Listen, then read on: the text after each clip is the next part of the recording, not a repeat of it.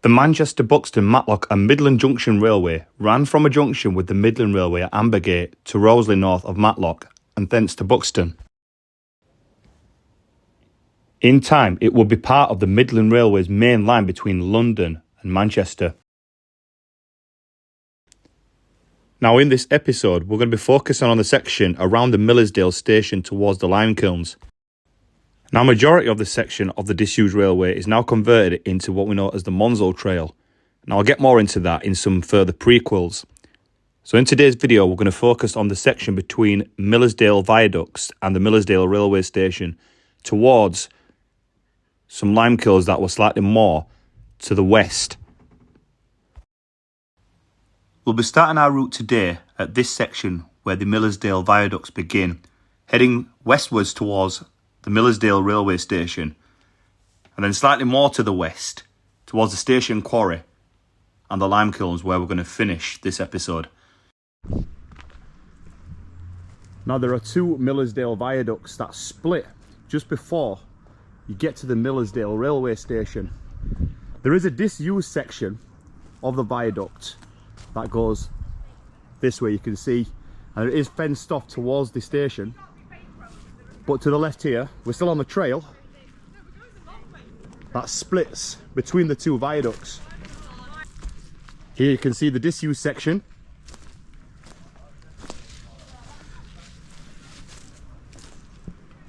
It's got one refuge to the right here.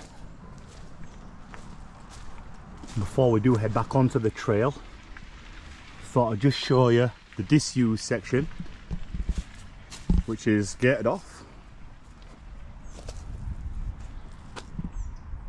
That's looking towards the Millerl Dale station. So here's the section where it does split. Now I am unsure as to why they have closed this section of the viaduct off. I'm not sure if it's safe or what.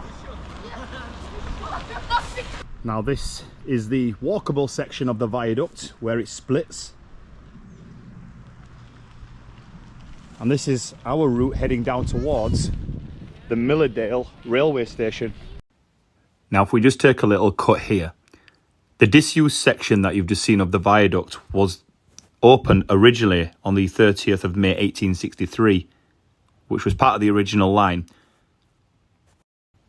Now in 1905, the second viaduct, which is the one that I'm walking on, was built to provide additional capacity, forming part of a 683-yard loop used by traffic and the fast lines. Here's a view of the viaduct from above. It is quite steep down there. I'm not sure what that road's called. And then there's also, I believe that's still the River Wye down there that the viaduct spans over. You can see a better view over the top there. It's absolutely brilliant. So here's a view of the viaduct.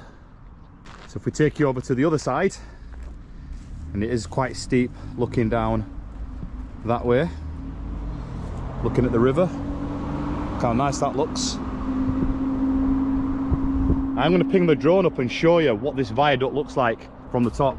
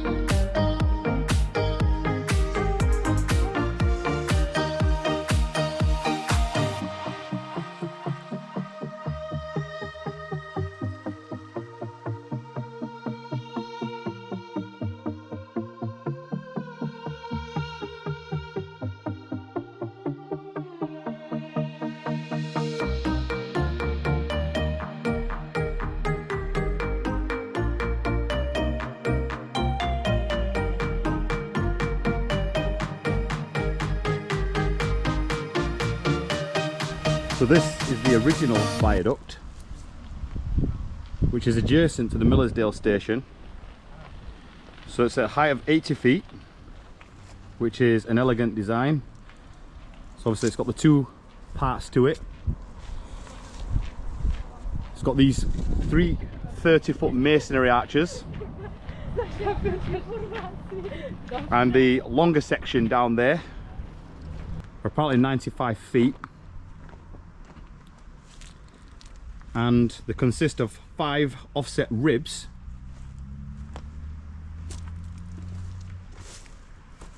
with lattice work structure filling the spandrels between the arches. Now it's built from rock phase limestone and gritstone dressings,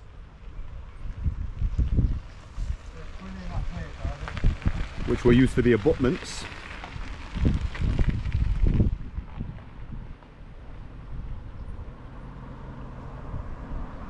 And those are apparently iron railings. Now that viaduct is still owned by the Highways Agency Historical Railways Estate, which obviously still languishes in redundancy. And back in 1981, the Peak District National Park Authority concluded lengthy negotiations with British Rail to secure the trackbed, which is where I'm stood now, as part of the Monsal Trail. So now we're going to head towards the disused Millerl Dale station, which is still actually used as a family cafe area, but there are still a lot of remains left of the station. So here is where the viaduct, well, both viaducts meet their end. So this is still the walkable viaduct, and this section is where the viaduct met its end. This part here is the disused section of the viaduct. You can see it's been clearly gated off. So we are now at the site of the Millerl Dale railway station. I'll be calling it Millerl Dale, so I do apologise. And it opened on the 1st of June 1863. It was eventually renamed Millerl Dale for Tideswell or Tidswell on the 1st of May 1889. And on the 14th of June 1965 it was renamed to Millerl Dale, before eventually closing on the 6th of March in 1967.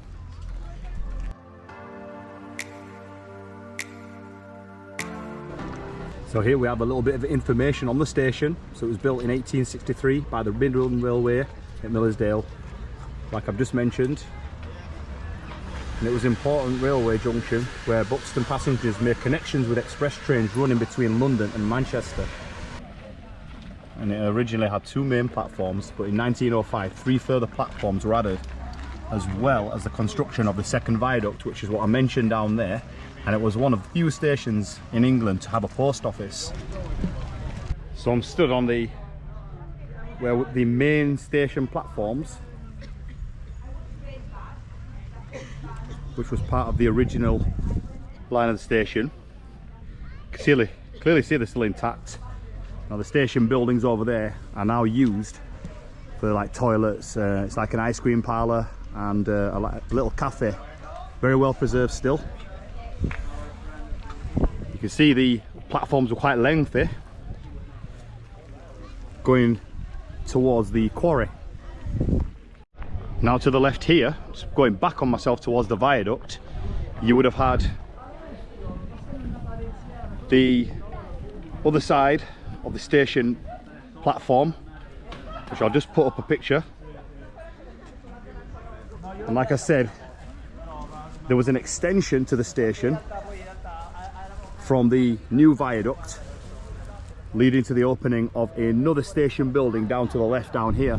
Now this building here used to be what looks like it was part of a goods shed, because just before the station you would have a sidings behind this wall going behind here, and I'm presuming that the sidings would have stopped.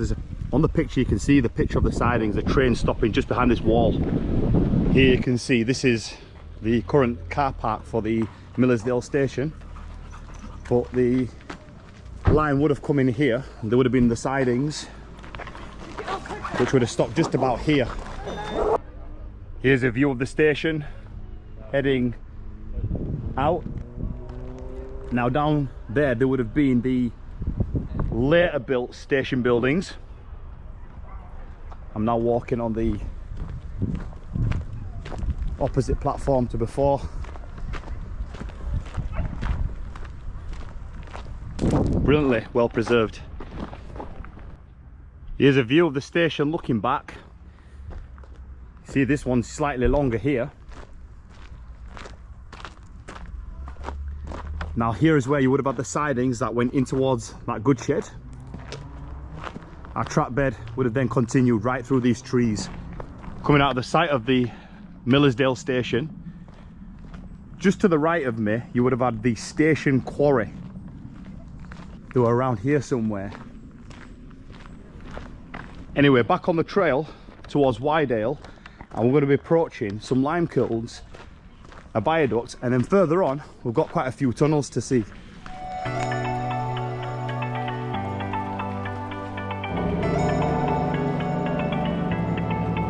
Here we've come to the Derbyshire Wildlife Trust, so the nature reserve in the Wye Valley. There's a lot of wildlife and geology around here, as well as the Monsal trail, but I won't go too deep into that. We're going to continue our route towards Wydale.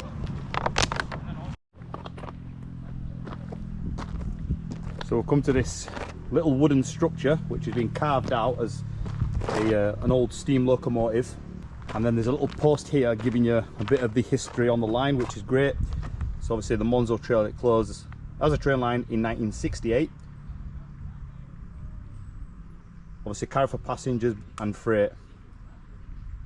It's giving you just a bit of information on the station. In Millerl Dale was bigger than a lot of the stations around here. Now apparently this is to commemorate a milk train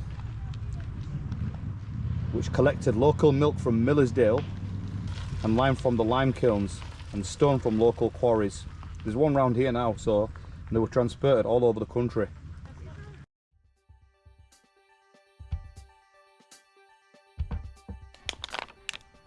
Come across this infrastructure. Now if you do know what this is, please leave a comment.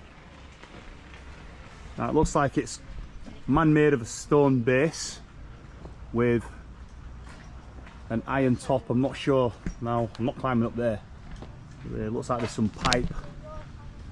It says here that the top of the lime kilns are up here. Now they are to the right of me. So what I'm going to do is venture just off the track and see what the lime kilns look like from the top. Now there is a pathway that leads off the side of the track going towards the top. Now I've had a look from the bottom and I've been inside, which I'm going to show you when I've been to the top.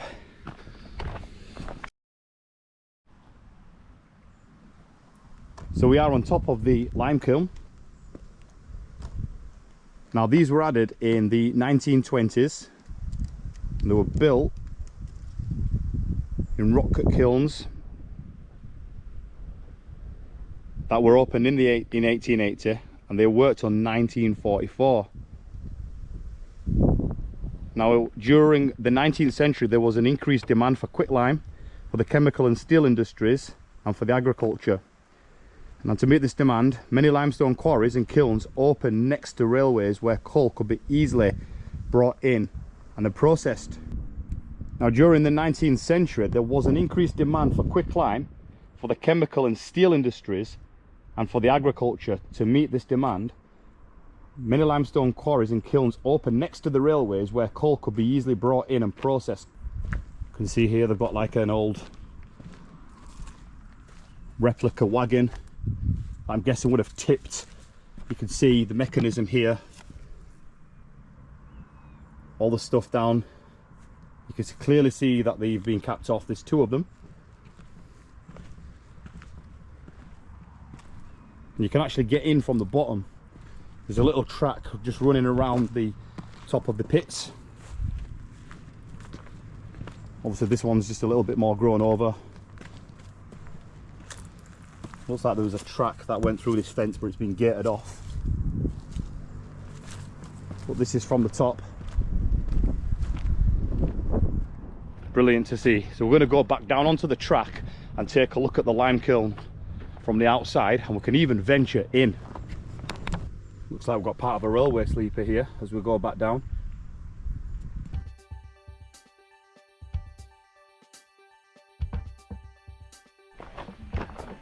You can see how this cutting was blasted through the limestone on both sides. You can see on that side, that's where I've just come down from the top of the lime kiln. And to the right of me here, we actually have the lime kiln. You can actually go in, so I'm going to show you what's inside. So here's a diagram showing you exactly how the lime kiln operated. You can see that's where I've just kilned down from, where that wagon was, and how they used to tip the limestone and the coal loading down into the lime kiln.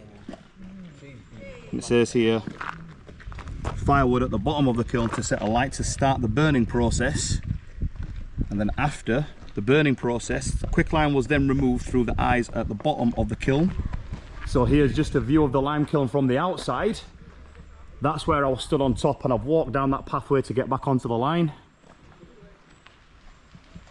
So at the bottom of the kiln here is where the start of the burning process was. You can actually go inside, so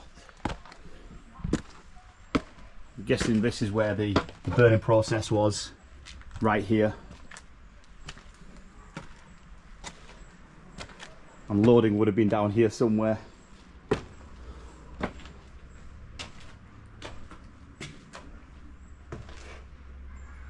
So there were two kilns. I'm guessing there were more burning processes here. So a little venture inside here. We've got these little alcoves. So I'm guessing that there were a lot more material that were used and burned down here. Very well preserved. There's a bit of calcite deposits. You can see some stone arches here. So these smaller holes above the main part, called toot holes, they were used to gauge the temperature and to clear away any slag or corrosion that might block the kiln. The fire brick linings, the kilns, had to be replaced every 2 or 3 years.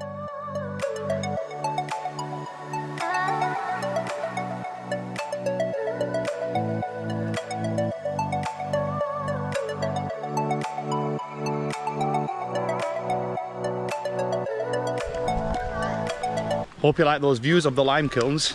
So they closed in 1944. So we're going to head down the line now and carry on our venture towards Dale. We're coming up towards another bridge or a viaduct that goes over the River Wye. Before I do go, I've just spotted this. It's another part of the lime kilns, I believe. This one's clearly not intact. But you can see it's like some sort of entrance just in front of me here, which is built out of the same material. And it's got a lot of wooden structure. It looks like old railway sleepers that are trying to hold up some of the structure. We are on the top of a, looks like a steep embankment. You can just hear the River Wye flowing down there. This is going to take us to our next bridge or viaduct. We've got a railway sleeper just embedded into the ground just here. There's lots of ivy growing over the top. I mean, it's absolutely massive down there. It's really steep. Can't even see much because of the vegetation.